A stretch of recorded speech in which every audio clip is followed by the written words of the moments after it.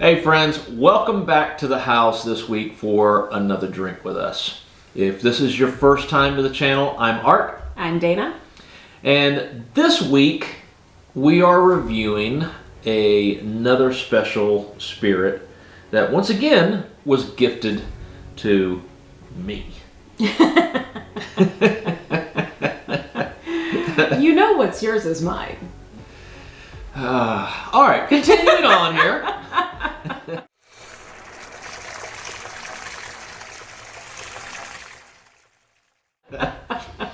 This was actually a holiday gift from Dana's stepmom, Corey. So if you happen to be watching this, Corey, thank you very much. Really appreciate it. We're eager to actually get into this bottle now. I know it's been a little bit of time, but we're slowly but surely working through all the spirits that we have lined up.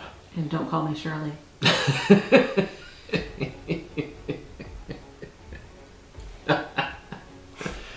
That was a good airplane reference there. I love it.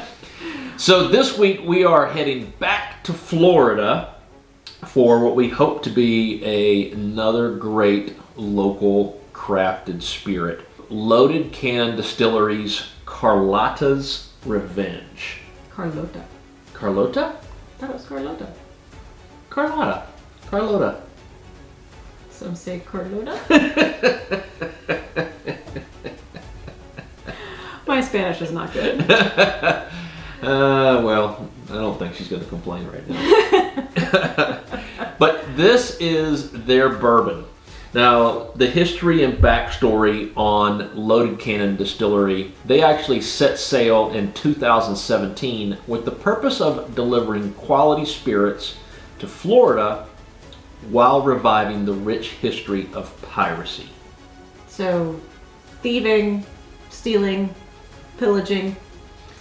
Not quite like that. Well, thank God. Just the top part of it.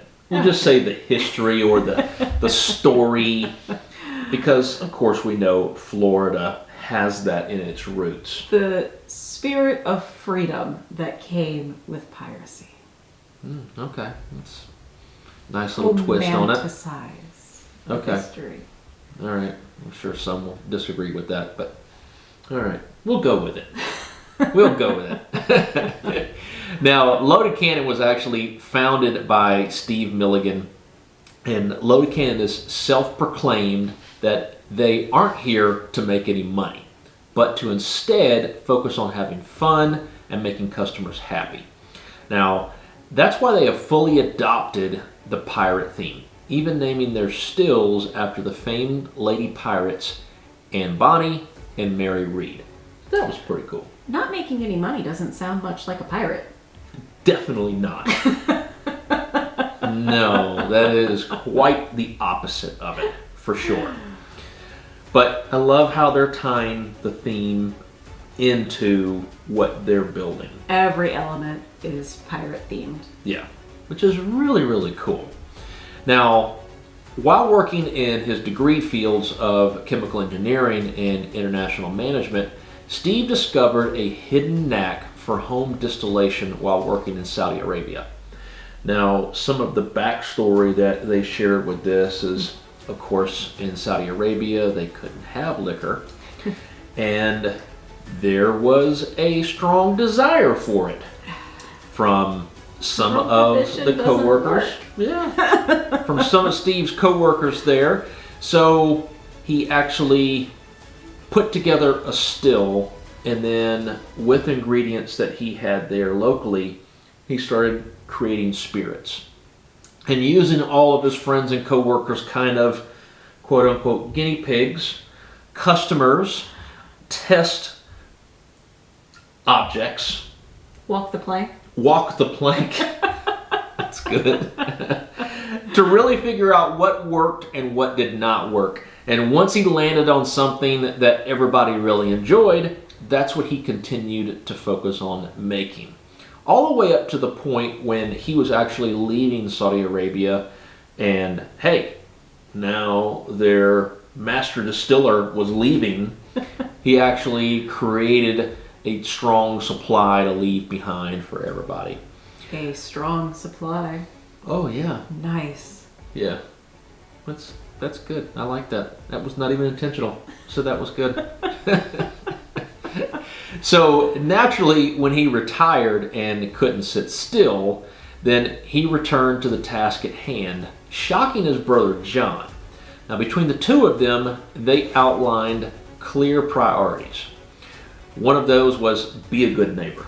That's really good. And he actually demonstrated that when he was in Saudi Arabia and trying to take care of those around him.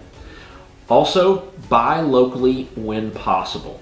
One of those things that we absolutely love about many of the craft distilleries is they focus on trying to purchase the ingredients, everything they need for those spirits.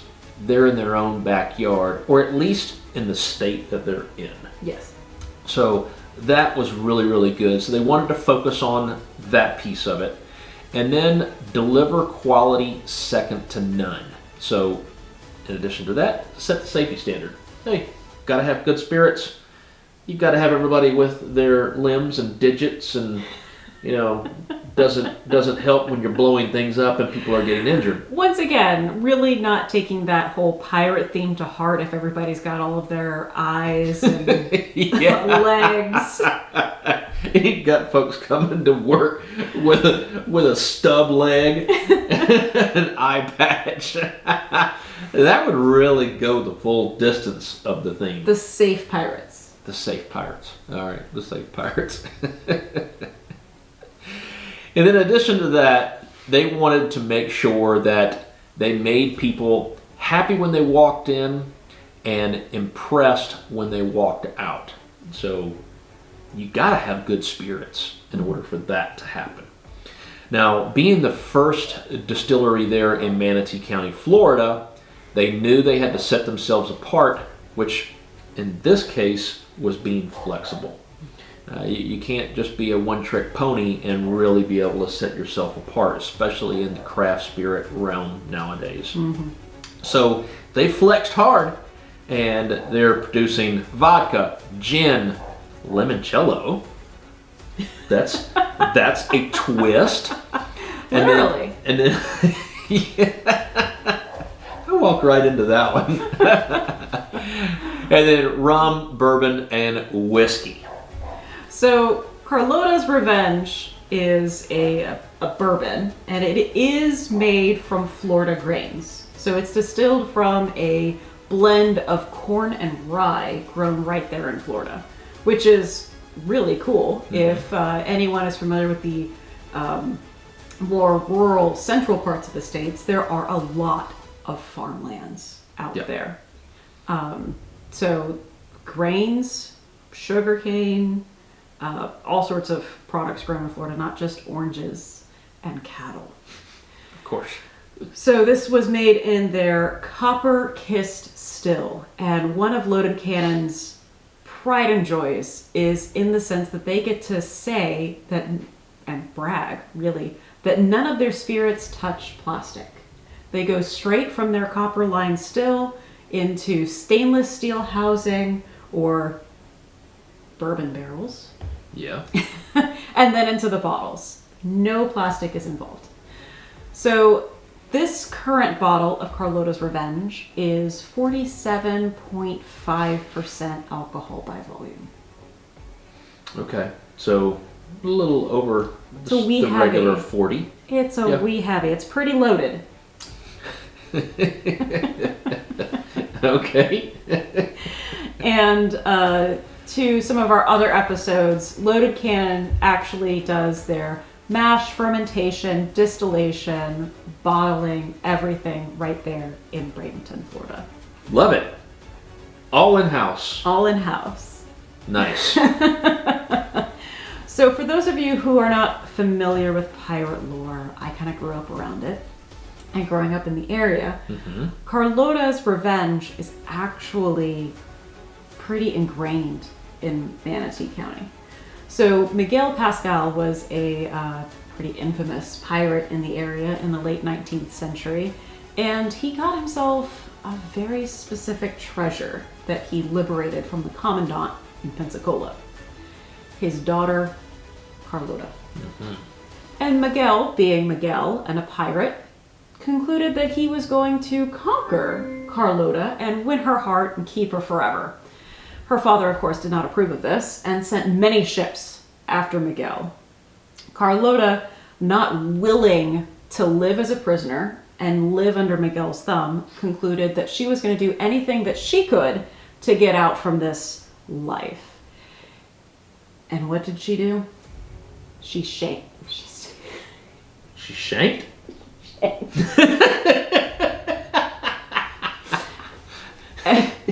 And what did she do? Was it shanking? She sank his ship. Okay. So during one of these fleeing instances, he fled up the Manatee River and locked her away. Of course, where he locked her away, she had access to the bilge and a drill, and she just started drilling holes in his ship. Not smart to lock someone away with all those tools. All those tools that could do some serious damage to a wooden ship. So while the entire crew was busy fleeing from Carlota's father, she was inside the ship drilling holes in it and actually succeeded in sinking the ship with her aboard. Now, the crew did get off mostly safely into the bluffs on the Manatee River, and it's said they watched her go down with the ship through the porthole playing her harp. And so it's said that on nice quiet evenings on the Manatee River you can still hear her song. Ooh. South Florida ghost stories. Really, just don't kidnap pretty ladies. Not that too. Yeah. Guess we will poke holes in your ship. Ouch. Well, you want to get a taste? Let's get it. Let's get loaded. Let's get loaded. And if you happen to know whether it's Carlotta or Carlota and we are pronouncing it incorrectly, give us a little bit of slack, but correct us. Let us know, are we right or wrong? Who's right? Who's wrong? It's true. Yeah, who's right? Am I right? Is she right? Carlota was right, drilling holes in the ship. Yes.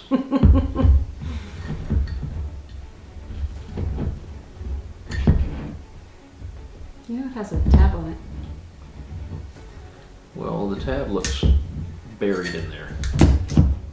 See, the knife still works. Are you gonna shank it? I'm gonna shake it. It's not wise to do that with a pocket knife.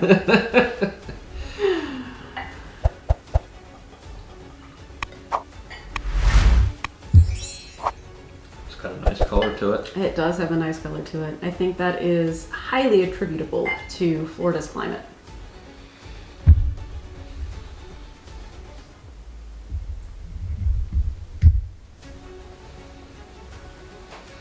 Woo! That's pretty potent. It is a very heavy, just like pure alcohol smell. With a hint of bourbon. I was about to say bourbon, a little bit of that wood smell, but I'm not picking up on anything else. It's a strong burn on the nose. Yeah, it's a very strong burn on the nose. You want to see how it tastes? Yeah. Cheers. Cheers.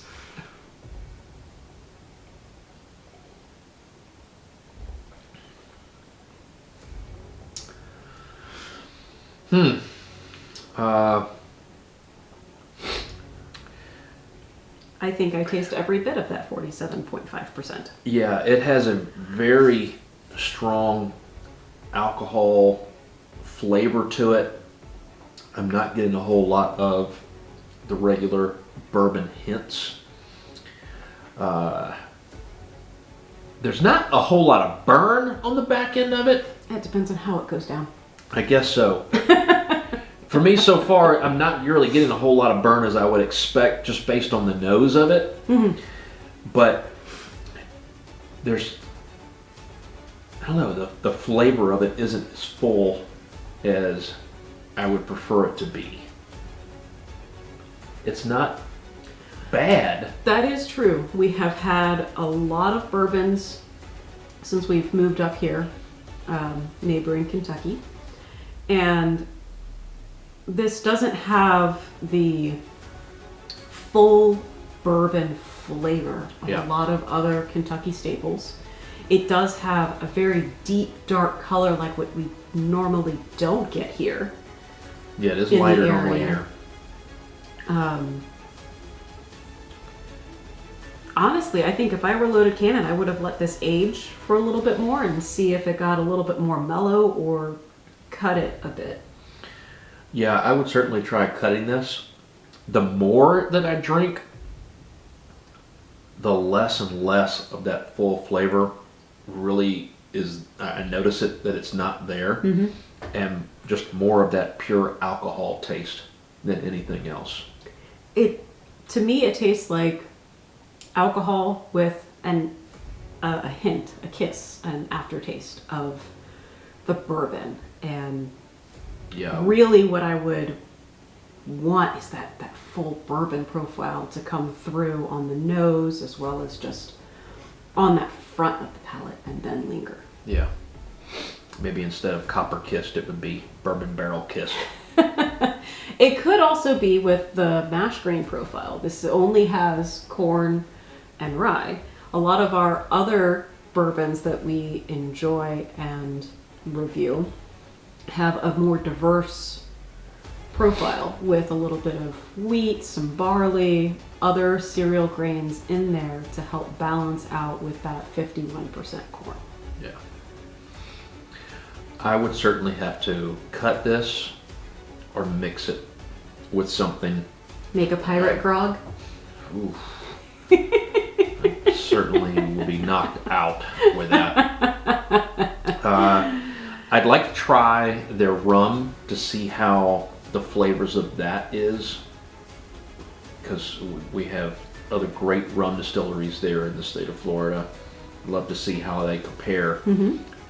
But I have to honestly say that this isn't one that I'd want to go and purchase again, or purchase. I know this was gifted, but this is not one that I would say, can someone pick up another bottle for me? I would have to agree with that statement. It's not the worst bourbon. No, we've had some really bad spirits. really harsh. Bad. Yeah. But this is not one that, when I look at the shelf, this is not going to be one that I look at and say, oh yeah, let me pour a glass of that tonight. This is going to be one that's probably going to sit there until I decide I really want a cocktail. Yeah. Like electric lemonade or bourbon peach tea, and this is what I'm going to reach for. Because this, I think, will bring that spirit flavor forward in a cocktail like we're not getting neat. Yeah, and you're not killing a really flavorful bourbon by mixing things in with it. So, I certainly would not do an old fashioned with this. No. No, definitely not. No, you'd be missing some flavors there. Well, so let us know if you've had anything from Loaded Cannon Distillery, if you've had their bourbon as well, what your thoughts are on it. Also, what do you think about the history, the backstory of this one? Are they doing a good job of pulling all of those pieces together into their brand? I've enjoyed the story. I enjoy kind of how they got here with this, how Steve's story all kind of placed him to doing what he does. And when it really comes down to it, it's a passion of somebody to create spirits for others, and we have to applaud that. Absolutely. And I think Loaded Cannon, the theme, the name of the bourbon. Yes. I can definitely think that Carlota may have her revenge tonight. Put on cue the heart I'm music. a little worried right now.